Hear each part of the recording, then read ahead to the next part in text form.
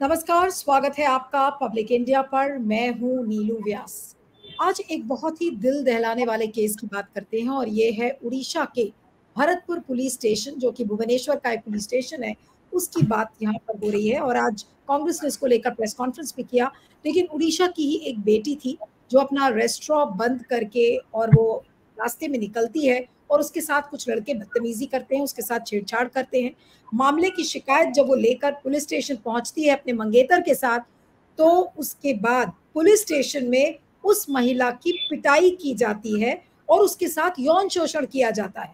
जो व्यक्ति कुछ आस लगाकर पुलिस स्टेशन पहुंचता है तो उस महिला के साथ छेड़छाड़ की जाती है, उसके साथ यौन शोषण होता है। और पीड़ित महिला ने यह बताया है कि पुलिस स्टेशन में उनके हाथ पैर बांध दिए गए थे। एक पुलिस वाला आकर उनके अंडरगारमेंट्स निकाल देता है, उनकी छाती पर मारता है और अश्लील बातें करता है। ये उस उड़ीसा में हो रहा है जहां बीजेपी सरकार के 100 दिन पूरे हो रहे हैं। और आज बार बार लोग यही कह रहे हैं कि मोदी सरकार अभी 100 दिन पर, जब उनकी बर्थडे थी जिस दिन वो गए भी थे उड़ीसा, वहां पर उन्होंने महिला सशक्तिकरण की बात की थी। और जो पीड़ित महिला है, वो मजे की बात यह है कि कोई गांव की भोली भाली लड़की नहीं है, वो बल्कि एक लॉयर है। और उसका जो मंगेतर है वो सिख रेजिमेंट में मेजर है, यानी कि वो एक आर्मी ऑफिसर है। और उस आर्मी ऑफिसर ने भी ये कंप्लेंट किया कि उसके आईडी कार्ड्स वगैरह छीन लिए गए। लेकिन इस महिला के साथ कस्टडी में जिस तरीके की दरिंदगी की गई है, वो वाकई में दिल दहलाने वाली है। और आज ये सवाल पूछना चाहिए कि आखिर इस उड़ीसा को क्या हो गया। और आज तमाम पॉलिटिकल पार्टीज ने, जो विपक्ष की हैं, उन्होंने इस पर सवाल खड़े किए हैं। लेकिन असली कहानी क्या है? उड़ीसा में पुलिस का इतना बर्बर रवैया, या फिर आप कहें कि बेलगाम पुलिस जो हो गई है, जो मन में आ रहा है वो कर रही है, उसका असली सच क्या है? आज उसी को हम आपके बीच रखेंगे पब्लिक इंडिया पर। और आपने ये बातें शायद कभी नहीं सुनी होंगी, लेकिन आज हमारे साथ सुप्रीम कोर्ट के वकील महमूद प्राचा जोड़ रहे हैं। और आज प्राचा ही हमें बताएंगे कि आखिर उड़ीसा की पुलिस की सच्चाई क्या है। Mahmood, thank you so much for joining. और जिस तरीके की ये दरिंदगी का मामला सामने आया है, क्या कहेंगे कि आज पुलिस वालों के हौसले इतने वहां पर बुलंद क्यों हैं? देखिए, ये है गुजरात मॉडल। मुझे नहीं पता कांग्रेस ने अपनी प्रेस कॉन्फ्रेंस में ये इशू उठाया या नहीं उठाया है। ये गुजरात मॉडल है। ये वो मॉडल है जिससे गुजरात की पुलिस, उत्तर प्रदेश की पुलिस, मध्य प्रदेश की पुलिस, या जहां जहां भी भारतीय जनता पार्टी का राज है, वहां पे लूटमारी करने के लिए जानी जाती है। देश के कानून और संविधान की धज्जियां उड़ा के सिर्फ पैसे कमाने के लिए जानी जाती है। ये उसका मॉडल है। गुजरात में तो आप देख ही रहे हैं क्या हो रहा है, कितने सारे ब्रिजेस गिरे हैं। अभी एक ब्रिज का मैं एग्जांपल दूं तो 42 करोड़ उसकी कीमत बनाने में आई थी और 52 करोड़ उसका मलबा हटाने में काम आया है। तो ये है गुजरात मॉडल, जो चोरी डकैती का मॉडल है। यही जम्मू कश्मीर में एक पटेल साहब, अमित शाह साहब के दोस्त पकड़े गए थे, जिनको ब्लैक कैट कमांडोज मिले हुए थे, और वो नोटों के बंडल और नोटों की बैग्स के साथ उनका पकड़े गए थे। यही मॉडल है। तो अब उड़ीसा में, जो रिलेटिवली एक पीसफुल स्टेट था, सडनली पुलिस के हौसले ऐसे क्यों खुल गए? इसके लिए हमें प्रकाश सिंह नाम की एक जजमेंट है, उसमें जाना पड़ेगा। उसमें पुलिस के जो उच्चतम अधिकारी हैं, उनकी जो नियुक्ति है वो रिस्पॉन्सिबल होती है पुलिस के जो नीचे के अधिकारी हैं, क्योंकि ये मनमाने ढंग से अपॉइंटमेंट होती है। तो प्रकाश सिंह नामक एक जजमेंट आई थी जिसमें यह कहा गया था कि एक पैनल बनेगा 6 सीनियर मोस्ट लोगों का, वो जाएगा यूपीएससी में और केंद्र का भी दखल अंदाजी रहेगी डीजीपी को बनाने में। तो अब अमित शाह साहब ने क्या कारनामा किया है वो आप देख लें। गुजरात, ये जो उड़ीसा का पैनल गया था, ये 6 लोगों का पैनल गया था। सबसे ऊपर थे उसमें अरुण राय साहब, 1988 बैच के। उसके बाद थे अमृत मोहन प्रसाद साहब, 1989 बैच के। उसके बाद थे तीसरे नंबर पे सिद्धार्थ नवराने साहब, 1989 बैच के। और योगेश बी खुरानिया 4 नंबर पे आते थे। तो अब ये चौथे नंबर को बनाना था, और पहले 3 जो थे वो अमित शाह साहब के कहने पे लूटमारी नहीं करते। मतलब हर एक पुलिस स्टेशन से पैसे कलेक्ट करके, हर एक एसपी एसएसपी से पैसे कलेक्ट करके डीजीपी साहब को नहीं देते, और डीजीपी साहब ऊपर अमित शाह साहब को और चीफ मिनिस्टर साहब को नहीं देते। ऐसा बिल्कुल स्पष्ट नजर आ रहा है। तो इसलिए इन 3 लोगों को, जो रिलेटिवली ईमानदार थे या ईमानदार थे ही, हटाना था। तो उसके लिए एक नई, बहुत ही अजूबा अमित शाह साहब ने और वहां के मुख्यमंत्री ने एक तरीका सोचा। उन्होंने अमित मोहन प्रसाद साहब जो नंबर 2 थे उनसे यह कहलवाया कि मैं डीजीपी नहीं बनना चाहता हूं। आप मान सकते हैं इस बात को कि कोई अधिकारी क्या ये कह सकता है कि मुझे ये पद चाहिए या नहीं चाहिए। उनको पैनल से हटा दिया गया। अब पहले 3 नंबर पे कौन बोले? पहले 2 नंबर पे अरुण रॉय, उसके बाद सिद्धार्थ नवराणे, उसके बाद योगेश बी खुरानिया का 3 का पैनल जो है यूपीएससी ने बना के वापस भेज दिया। अब मजेदार बात यह है कि ये अमित मोहन प्रसाद साहब को बाकी बाद में उनके पेरेंट कैडर में दोबारा ट्रांसफर कर दिया जाता है। पहले उनको डीजीपी सीआरपीएफ बनाने की बात कही गई थी। ये सब पब्लिक डोमेन में है सारी बातें। तो अब जब योगेश बी खुरानिया का नाम पहले 3 में आ गया तो उसमें पहले 2 को भी नजरअंदाज करके तीसरे नंबर के व्यक्ति को बना दिया गया। ये एक अलग बात है कि पहले 2, और यहां नरेंद्र मोदी जी और जो अमित शाह जी और आरएसएस और बीजेपी बड़े हितैषी बनते हैं ना शेड्यूल कास्ट कम्युनिटी के। पहले 2 नंबर के जो लोग थे वह अरुण राय ईमानदार और ये सिद्धार्थ नवराणे जो अब फाइनल 3 में बने, ये दोनों शेड्यूल कास्ट कम्युनिटी के थे।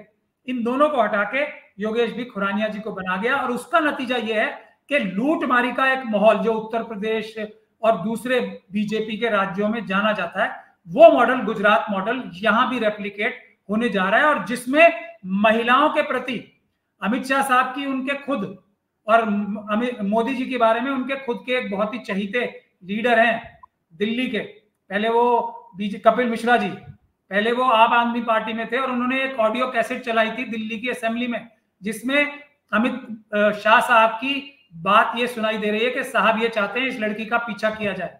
ये कपिल मिश्रा साहब ने चलाई थी। तो ये है गुजरात मॉडल जो अब उड़ीसा में भी लागू होगा। लेकिन इसमें नीलू जी एक दुख की बात और है, पता नहीं कांग्रेस की जो प्रेस कॉन्फ्रेंस में ये बताई गई है या नहीं बताई गई बात, कांग्रेस ने इसी पर डीजीपी के सवाल पर एक लेजिस्लेटिव असेंबली में वहां के असेंबली में क्वेश्चन उठाया था जो बहुत ही चालाकी से 9 सितंबर को फिक्स था। उस दिन छुट्टी डिक्लेयर कर दी गई और उस सवाल को टाल दिया गया।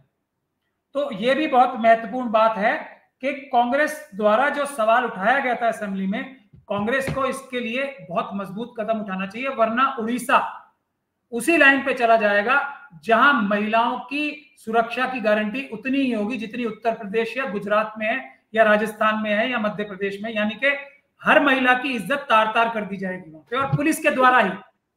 लेकिन महमूद जो बात समझ में नहीं आती है कि वहां पर अभी 2024 में ही 100 दिन पहले ही और करीब 103 दिन पहले ही वहां पे अभी नई सरकार बनी है और इस तरीके से अगर कानून व्यवस्था तार तार हो जाएगी तो क्या बीजेपी चाहती है कि इस तरीके की कानून व्यवस्था बने जहां पर महिलाओं को डराया जाए, उनका यौन उत्पीड़न हो, उनको धमकाया जाए, और वो भी एक आर्मी ऑफिसर की मंगेतर है जिसके साथ इस तरीके का बर्ताव किया जा रहा है। तो क्या ये जानबूझकर कोई पॉलिटिकल मैसेजिंग आपको लगता है कि बीजेपी करना चाह रही है? देखिए, उनकी पॉलिटिकल मैसेजेस यानी कि गुजरात मॉडल अमित शाह जी और मोदी जी का साफ है, किसी भी तरीके से पैसे लूट के हमें भेजो। अब जब ये मैसेज देंगे हाईएस्ट ऑफिशियल्स और मंत्री और चीफ मिनिस्टर, तो अब जो डीजीपी होंगे या चीफ सेक्रेटरी होंगे वो अपने नीचे के अधिकारियों को बोलेंगे भाई पैसे दो। ये उसका नतीजा है और किसी तरीके से आप कोई इमेजिन कर सकता है। आपने बताया कि उनके बॉयफ्रेंड जो थे वो भी उनके साथ थे। आप ये देखिए, मंगेतर उनके साथ थे जो कि आर्मी के सीनियर ऑफिसर हैं। किसी की मजाल होगी जब तक के ऊपर से बर्दाश्त ना हो कि आप कुछ भी कर दो, किसी को भी मार दो, कुछ भी कर लो, लेकिन पैसे लेके आओ। एक महिला जो कि खुद एलएलबी लॉयर है और उनके ऊपर ये बात के उनके जो मंगेतर हैं वो भी थे वहां पे और वो एक सीनियर आर्मी ऑफिसर है। ये तो उनका असर है। एक आम महिला का आप असर सोचो कि पैसे दो, कुछ भी करो, पैसे दो। ये है जो बात आप कह रहे हैं। तो इसका मतलब ये है कि उस आर्मी ऑफिसर से, उस लॉयर से, क्योंकि वो लॉयर थी लड़की, तो क्या उससे पैसे ऐंठने के चक्कर में उसका हाल इस तरीके से किया गया? ये यौन उत्पीड़न वाली बात समझ में आ रही है कि उसके अंडरगारमेंट्स उतारे गए हैं, उसको चेस्ट में मारा गया है, बुरी भली तरीके से बात की गई है। आखिर इसका क्या मतलब? नीलू जी ये बताइए मुझे आप कि वो गए क्यों थे वहां पे? कोई अपनी शिकायत लेके गए होंगे? बिल्कुल, शिकायत लिखवाने गए थे। शिकायत किसके खिलाफ लेके गए होंगे? उसने पैसे दिए होंगे कि भगा दो इन्हें। ये है असली वजह। तो वो जब शिकायत लेके गए तो उनको शिकायत, पुलिस का क्या काम होता है, कोई भी शिकायत लेके आया। और अभी जो ये नए नए एक्ट जो लाए हैं ये बीएनएस अमित शाह जी, बगैर सोचे समझे, उसमें तो ये लिखा है कि तुरंत एफआईआर होनी चाहिए। पुराने वाले एक्ट में भी यही था। सुप्रीम कोर्ट ये कहती है जैसे ही कोई व्यक्ति थाने में आता है उसकी एफआईआर दर्ज करो। अब तो 0 एफआईआर दर्ज करने की बात है। अगर वो किसी दूसरे जगह की भी कंप्लेंट करने गए थे तब भी 0 एफआईआर दर्ज होनी चाहिए थी। तो जो एफआईआर दर्ज कराने गया उसके साथ मारपीट क्यों? अब उन्होंने थोड़ा, क्योंकि दोनों इतने पढ़े लिखे लोग थे तो उन्होंने रजिस्ट किया होगा, उसे कानून बताया होगा, तो उन्होंने कहा कानून बताओगे, तो फिर हम अपने असली गुजरात मॉडल के रोल में आ गए। गुजरात मॉडल क्या है? महिलाओं के प्रति गुजरात मॉडल बिल्किस बानो के केस में नजर नहीं आया आपको? पूरी दुनिया ने देखा ना, ये उनका महिलाओं के प्रति गुजरात मॉडल है। कोई भी महिला हो, कहीं भी हो, इनके ज्यादातर ऑफिस बेयरर्स एक के बाद यहां तक कि जो अभी राम मंदिर में जो अभी मोदी जी ने इनॉग्रेट किया है, वहां पर एक जो शेड्यूल कास्ट महिला है उसके साथ यौन उत्पीड़न जो कर रहा था वो उनका एक मुख्य, उसका बेटा या भाई है जो उनका वहां का प्रेसिडेंट है, ये फैजाबाद का। ये तो इनके चाल चरित्र और चेहरा है ना, महिलाओं का उत्पीड़न करना। हाँ, ड्रामेबाजी और बहानेबाजी करने में एक नंबर है। वैसे महिलाओं को देवी और पता नहीं क्या क्या बताएंगे, लेकिन इनकी असली मंशा आरएसएस और बीजेपी वालों की महिलाओं के प्रति यही होती है। इसका एक एग्जांपल नहीं है, अभी दूसरे यूपी में से वो अभी उन्होंने अपनी बड़ी विक्ट्री साइंस दिखा के बेली हुई है। सिर्फ जो इनके पीआर का काम करते थे योगी आदित्यनाथ जी के, 3 जो इनके ऑफिस बेयरर्स पकड़े गए थे, वो विक्ट्री साइंस दिखा के बेल हुई है उनकी, जो कि सरकार की पुलिस ने उनकी इन्वेस्टिगेशन ठीक से ना करके उनकी बेल कराई है। ये हाथरस का केस तो मैं कर रहा हूं, कुलदीप सेंगर का केस जो पीड़ित परिवार है, महिला है, बच्ची है बेचारी, उन दोनों के केस तो मैं कर रहा हूं। सारी उत्तर प्रदेश की पुलिस इन दोनों के ऊपर दबाव बना रही है कि किसी तरीके से आप ये केस विड्रॉ कर लो। योगी आदित्यनाथ जी के, ये है बीजेपी का चाल चरित्र और चेहरा। मैं दिल्ली कैंट का भी केस कर रहा हूं, जो 9 साल की छोटी सी बच्ची को जला के मार दिया था, उनके जो जला के रेप और जलाने के बाद जो मारा था जिन लोगों ने, उनके तार भी बीजेपी के ऑफिस बेयरर से जुड़ते हैं।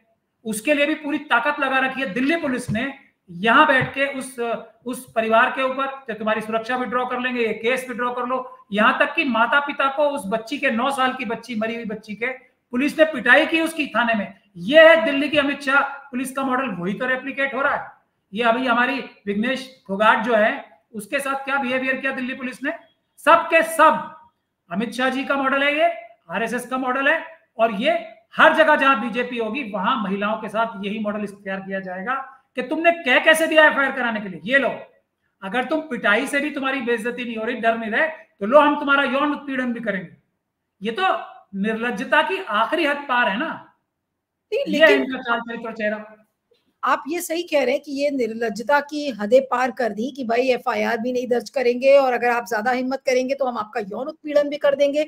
ये बिल्कुल क्या पुलिस का नया अवतार गुजरात मॉडल में नजर आ रहा है कि पूरे देश की पुलिस को इसी तरीके से एक गुंडा पुलिस बना दो। आप इसे क्या कहेंगे? आप पुलिस को देखते ही डर के भागेंगी कैसे? देखिए, महिलाएं बहुत बहादुर होती हैं, अगर आप उन्हें डंडा भी मार लोगे, गोली भी मार लोगे तो वो खड़ी रहेंगी, लेकिन जब बात उनकी इज्जत पे आती है तो तब तो वो पीछे हटेंगी ना। ये है अमित शाह जी का मॉडल।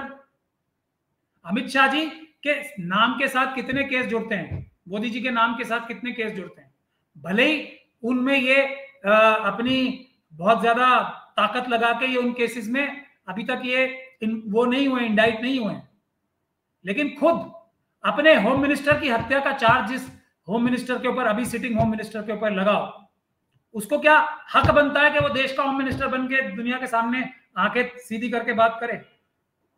हिरेन पांड्या कौन थे, किसके ऊपर चार्ज लगा था? जज लोया कौन थे, किसके ऊपर चार्ज लगा था?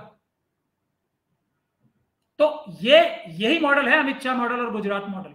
इससे हैरान होने की जरूरत नहीं है। और अभी वो और डेस्परेट है कि उनको पुलिस राज ही तो स्थापित करना है, और उनको सबसे ज्यादा डर महिलाओं से इसलिए है कि अगर महिलाएं खड़ी हो गई तो फिर किसी पॉलिटिकल ऑपोजिशन पॉलिटिकल पार्टीज तो आजकल जो ढुलमुल रवैया इख्तियार कर रही है 1-2 लीडर्स को छोड़ के, तो महिलाओं से तो सबसे ज्यादा डरती है ना बीजेपी और आरएसएस। तो ये क्या एक पॉलिटिकल प्रोग्राम है मोदी सरकार का, अमित शाह का, कि भाई पुलिस को इस तरीके से ट्रेन करो ताकि जो देश की महिलाएं हैं उनको बिल्कुल दबाया जाए, उनको कुचला जाए। और बोलने के लिए हमारे पास जुमला है कि हम महिला सशक्तिकरण कर रहे हैं, लेकिन असली एजेंडा है कि महिलाओं को जितना दबा सकते हो दबाओ ताकि हिम्मत न कर पाए वो बोलने की। हाँ, यही है। और महिलाएं दब जाएंगी तो पूरा परिवार दब जाएगा। अगर किसी की बहन, माँ, बेटी अगर अंडर प्रेशर आ जाएगी तो वो अपने दूसरे परिवार के सदस्यों को भी समझाएगी कि पुलिस के सामने नहीं जाना, वो सिर्फ डंडे से नहीं मारते हैं, वो तो मेरे साथ भी ये कर देते हैं। ये मैसेज जानबूझ के आरएसएस और बीजेपी पहुंचाना चाह रही है पूरे देश में कि पुलिस से देखते ही आप नतमस्तक हो जाओ, वरना आपकी बहन बेटियों की भी इज्जत नहीं छोड़ेगी पुलिस। ये मैसेज देना चाहते हैं। और ये उड़ीसा का मॉडल जो है यही मैसेज देने के लिए दिया गया है, वरना वो मेजर साहब जो थे उनके सामने क्या किया गया है, ये है असली मुद्दा। नहीं, मैं तो ये सोच रही हूँ कि महिला सशक्तिकरण की बीजेपी बात करती है, सेना को सबसे सर्वोपरि मानती है बीजेपी, और ये कितना खोखलापन है कि आप पता नहीं किस तरीके का राज्य बनाना चाह रहे हैं जहां पर आपको नया नया मैंडेट मिला है। कम से कम उस राज्य में लोगों को तो अश्योर करते हैं। आपने उड़ीसा को क्या बना दिया? आपके हिसाब से क्या लगता है? पहली बार मैंडेट मिला है ना, तो बताना तो है कि हम ये हैं। पर आपने सब कुछ बता दिया, महिला सशक्तिकरण और आर्मी को ये समझते हैं और आर्म फोर्सेस को ये समझते हैं, मगर आपने ये नहीं बताया कि ये सबसे बड़ी फ्रॉड मानसिकता भी तो आरएसएस और बीजेपी की है। ये तो कॉम्पीट करते हैं ना, सिर्फ जायनिस्ट मानसिकता के तो कंपटीशन में है ये, बाकी तो ये टॉप पे है। आरएसएस की जो मानसिकता है वो तो टॉप पे है ना, फ्रॉडगिरी करने के लिए। इससे बड़ी क्या और कौन सी फ्रॉड ऑर्गेनाइजेशन होगी जो सबसे ज्यादा उनके लोग, अभी ये डीआरडीओ में जो पकड़े गए थे वो साइंटिस्ट, पाकिस्तान के साथ सबूत अपने राज बेचने वाले, वो किसके मेंबर थे? कोई शर्म आती है इनको? कुछ हाथ जोड़ के माफी मांगी आरएसएस वालों ने कि हमारा एक व्यक्ति ये कार्य करते पकड़ा गया था, माफ कर दो हमें देश में। वो तो टिकट देते हैं लोकसभा का साध्वी प्रज्ञान सिंह ठाकुर को, जिनके ऊपर आज तक आतंकवाद के मुकदमे चल रहे हैं। ये निर्लज्जता की अंतिम प्रकाष्ठा ही तो गुजरात मॉडल है नीलू जी। नहीं, लेकिन अब आप देश की पुलिस के लिए ये क्या संदेश है? और आज उड़ीसा के जरिए जो आज ये एग्जाम्पल सेट किया गया जहां पर उस महिला जो कंप्लेनेंट थी उसी के साथ पुलिस यौन शोषण कर रही है, उसको तंग कर रही है, सेक्सुअली असॉल्ट कर रही है, तो क्या संदेश बाकी राज्यों की पुलिस को भी दिया गया है इस इंसिडेंट के जरिए? नहीं, उन्होंने तो अपना संदेश दे दिया, लेकिन एक अगर उनको मान ही लिया जाए, वो बड़े आरएसएस वालों ने एक मॉडल निकाला है और पूरे देश ने इकट्ठा होके, क्योंकि अगर किसी महिला के ऊपर बात होगी तो पूरा देश इकट्ठा होगा। अब के कोलकाता के कमिश्नर ने इस्तीफा दिया है, तो ये डीजीपी को इस्तीफा नहीं देना चाहिए? यही मॉडल है ना क्या? कोलकाता के लिए, बंगाल के लिए एक मॉडल और दूसरी जगह के लिए दूसरा मॉडल। ये तो बंगाल से भी ज्यादा विभत्स कांड है। वहां तो उसने चोरी छुपे किया था ना, जो भी हुआ था। यहां तो खुलेआम पुलिस स्टेशन के अंदर पुलिस वाले कर रहे हैं। कंपैरिजन है कोई? वो तो एक अपराधी द्वारा कृत्य किया गया कुकर्म था जो उसने चोरी छुपे कर लिया, महिला को अकेली पकड़ के। ये तो पुलिस के स्टेशन के अंदर, पुलिस स्टेशन में महिला अपने मंगेतर के साथ गई जो कि आर्मी ऑफिसर थे, महिला खुद इतनी सशक्त महिला थी, उसके साथ ये किया गया। तो कम से कम डीजीपी, अगर चीफ मिनिस्टर का नहीं होना चाहिए इस्तीफा, और हैं तो ये अमित शाह जी के आदमी, अगर अमित शाह जी तो बोल देंगे, मैं तो जानता ही नहीं ना, ये तो बोल देंगे वो, ये डीजीपी साहब को, जब आज मैंने ये सारे राज खोले कि 3-3 लोगों को सुपरसीड करके बनाया गया इन्हें एक तरह से, तो पर कम से कम होम मिनिस्टर का उड़ीसा का तो इस्तीफा होना चाहिए, डीजीपी का तो होना चाहिए इस्तीफा। आपने नाम भी बताया कि किन 3 लोगों को सुपरसीड करके डीजीपी को बनाया गया था, लेकिन आपको लगता है कि इस सरकार में किसी का इस्तीफा तो होता नहीं है? लोग किसानों का खून करके चले जाते हैं, इस्तीफा नहीं मांगा जाता। बड़े से बड़े कृत्य करके लोग चले जाते हैं, उनका इस्तीफा तो नहीं मांगा जाता। तो आज अगर हम ये डिमांड करेंगे कि भाई होम मिनिस्टर को रिजाइन करना चाहिए या डीजीपी को रिजाइन करना चाहिए, तो वो बोलेंगे ठीक है, आप इसी तरीके से कार्यक्रम करते रहिए, हमें क्या फर्क पड़ रहा है। यही है ना, इसीलिए मैंने आपको शुरू में भी बोला ये जिम्मेदारी है कांग्रेस पार्टी की। मैंने अभी आपको वो भी बताया कि एक स्टार्ट क्वेश्चन भी पूछा जा चुका है, लेकिन कोई सड़क पे आके आंदोलन नहीं। ये लोग आंदोलन से ही सुधरेंगे, सिर्फ पीसफुल प्रोटेस्ट से ही सुधरेंगे। और दूसरा, जो बीजू पटनायक जी हैं, उनको सड़क पे आना चाहिए। वो तो एक अच्छे चीफ मिनिस्टर रहे हैं, वो हालांकि बीजेपी के साथ रहे हैं, तो क्या अब भी उनके कुछ तार जुड़े हुए हैं बीजेपी से, इतना बड़ा धोखा खाने के बाद भी? ये भी एक सवाल आता है।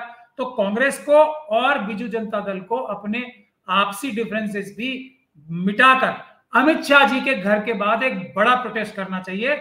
अगर वो लोग नहीं करेंगे तो कोई और लोग करेंगे, हम लोग करेंगे, लेकिन हम देश की महिलाओं के साथ आरएसएस और बीजेपी के लोगों को इस तरीके से नंगा विभत्स नाच नहीं करने देंगे। कांग्रेस पार्टी से भी हम गुजारिश करते हैं, इंडिया गठबंधन की सारी पार्टी से गुजारिश करते हैं, बीजू पटनायक साहब से गुजारिश करते हैं कि आए और अमित शाह जी का और मोदी जी का घेराव करें। इससे बड़ी दुर्घटना कोई नहीं हो सकती देश में। इतने सशक्त जो एक जो कपल था, उसके साथ ये हो गया, और लोगों का खून नहीं खोल रहा इस पे भी, पुलिस स्टेशन के अंदर हो गए। तो ये गलती मैं मानता हूं बहुत बड़ी हद तक हमारे जो ऑपोजिशन की पार्टीज हैं, खासतौर पे बीजू जनता दल और कांग्रेस की भी है, क्योंकि मेन ऑपोजिशन पार्टीज वो उड़ीसा में वही हैं। और ये तो पूरे देश का मसला है। तो मेरे ख्याल से राहुल गांधी जी को और प्रियंका गांधी जी को भी, और खड़गे साहब को और अखिलेश साहब को, मायावती जी को, सबको मिलके ये आंदोलन करना चाहिए कि ये तुमने कर क्या दिया महिलाओं के साथ हमारे देश में। इसमें पूरी कहानी में दो एस्पेक्ट्स हैं आपके इंटरव्यू में। एक तो महिलाओं के साथ जो कृत्य हो रहा है, जिस तरीके का और जिस तरीके की बदसलूकी हो रही है, और दूसरा ये कि पुलिस का जो चरित्र और चाल है वो कैसी हो रही है, इस पर भी हमें बात करनी चाहिए। और ये मेरा आखिरी सवाल है आपसे कि अब पुलिस को, जो जिस तरीके की पुलिस आरएसएस और बीजेपी बना रही है पूरे देश में, जहां जहां बीजेपी शासित राज्य है, उसका क्या होगा, उसका बेटरमेंट कैसे होगा, कैसे सुधरेगी वो पुलिस? देखिए, प्रकाश सिंह की जजमेंट इसीलिए थी ना, ये कंटेम्प्ट है ना प्रकाश सिंह की जजमेंट का, कि आपने नाक ऐसे ना पकड़ के ऐसे पकड़ ली। एक व्यक्ति से ये कहलवा लिया कि मैं डीजीपी बनना नहीं चाहता। ऐसा होता है नीलू जी क्या? यही है, नहीं तो जज लोया बना देंगे। यही है ना। अभी जो ये सुप्रीम कोर्ट के जजेस, ये जो अभी हमारे पब्लिक डिस्प्ले ऑफ अफेक्शन किया था प्रधानमंत्री जी ने और चीफ जस्टिस ऑफ इंडिया ने, उसके बाद इमीडिएट फॉलोआउट जो पब्लिक डोमेन में आया, क्या आया कि 3 चीफ जस्टिस की जगहें बदली गई हैं। तो ये क्या है? ये कनपट्टी पे बंदूक ही नजर आती है ना, कि मोदी जी गए। अब इंप्रेशन यही जा रहा है, मोदी जी गए, उन्होंने चीफ जस्टिस साहब से कहा कि ये ऐसे ऐसे करके इनको तीनों को चेंज कर दो, और कर दिए। और उसमें से एक ईमानदार जज जो है, जो हिमाचल के शक्दर साहब, जो हिमाचल के चीफ जस्टिस बनने थे, उनका नाम ही गायब कर दिया। तो यही तो है कि अगर तुम्हें हमारा गुलाम बनना है, अमित शाह जी का गुलाम बनना है, मोदी जी का गुलाम बनना है, हमारे हर निर्देश सच्चे झूठे सही गलत का पालन करना है, जब ही बचोगे, जब ही तुम्हें 3 तुम्हारे सुपीरियर्स को हटा के बना दिया जाएगा। शर्त यह है कि तुम हमारे गुलाम रहोगे। ये भारत के संविधान की धज्जियां हैं, ये प्रकाश सिंह के जजमेंट की धज्जियां उड़ा के किया है काम। तो अब ये उठानी चाहिए ना बात बड़े बड़े ऑपोजिशन पार्टीज को। और हम जो अभी कर्नाटक में जो ये जज साहब ने जो किया है, जिसके लिए मैंने इसका आवाज उठाई थी, तो सुप्रीम कोर्ट ने भी उसके बाद तुरंत सुओ मोटो आज कॉग्निजेंस लिया है। तो उसके लिए भी अब हम मूव करने जा रहे हैं कि इनकी इम्पीचमेंट होनी चाहिए जजेस की, और इन डीजीपी को तो तुरंत हटाया जाना चाहिए। बिल्कुल, ये है। चलिए, देखना होगा कि ये डीजीपी इस्तीफा देते हैं या इनको हटाया जाता है, जिसकी उम्मीद बहुत कम है। लेकिन आपने सही कहा कि जिस तरीके का कल्चर पुलिस के अंदर बन रहा है कि भाई आप अगर कोई शिकायत करता आपकी कंप्लेंट अपनी लेकर आए तो भाई आप उसका यौन उत्पीड़न कर दीजिए, ये वाकई में दिल दहलाने वाला केस है। और पुलिस से भरोसा अब कैसे बनेगा, लोग कैसे पुलिस में भरोसा करेंगे, ये एक बहुत मुश्किल सवाल है। आपका बहुत शुक्रिया Mahmood Pasha, thank you so much for joining.